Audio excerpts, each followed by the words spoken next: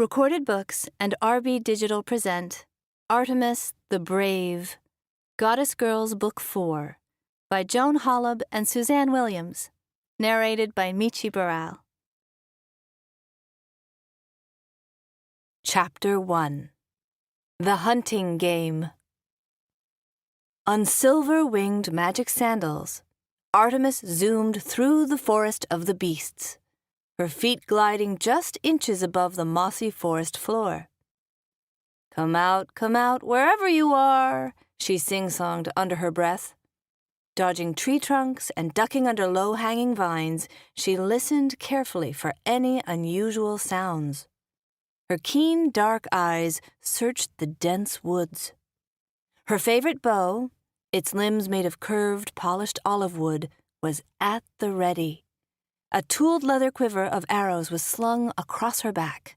She could pull one out and have it nocked and aimed in a split second as soon as it was needed.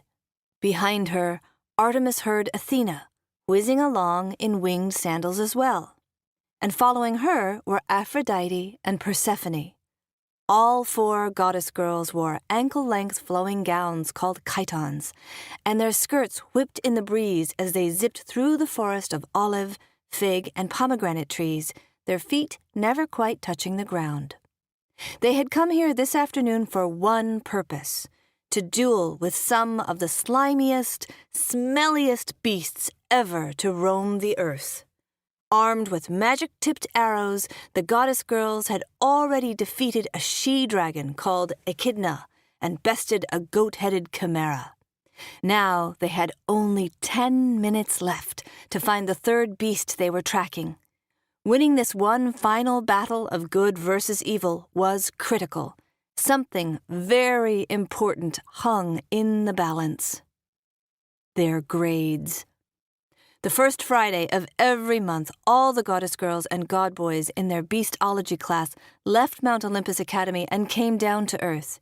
Here, in this forest, for an entire hour, they played games of skill that Professor Ladon had created to test them. How lucky that she and her best friends were in the same class and that they'd all been assigned to this section of the woods. Defeating 3 beasts today would mean an A for each of the 4 girls. Getting only 2 was a B, 1 a C, and coming up empty meant having to repeat the test until they got it right.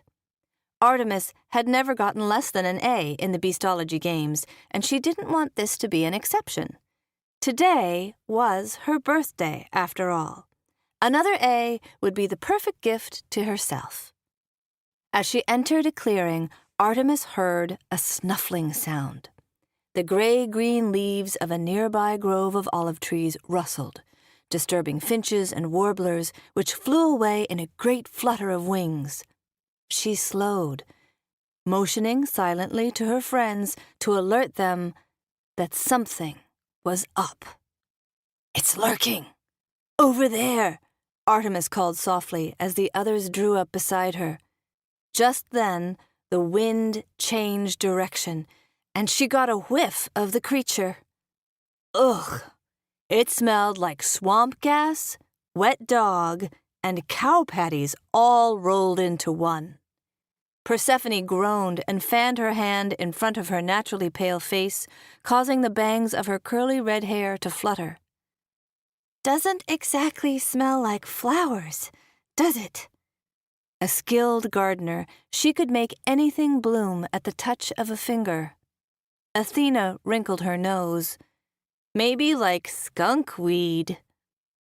"I hope it doesn't turn out to be something that slings slime this time," whispered Aphrodite. Flipping her long, shiny blonde hair over one shoulder, she touched the gold braid edging the necklace of her chiton. "This outfit is new, and I don't want it ruined." The goddess girl of beauty, she liked to dress well. She had an outfit for every occasion. This one was a bright... To keep listening to this audiobook, I've left you a link in the description so you can do it, at no cost thanks to Audible's 30-day free trial.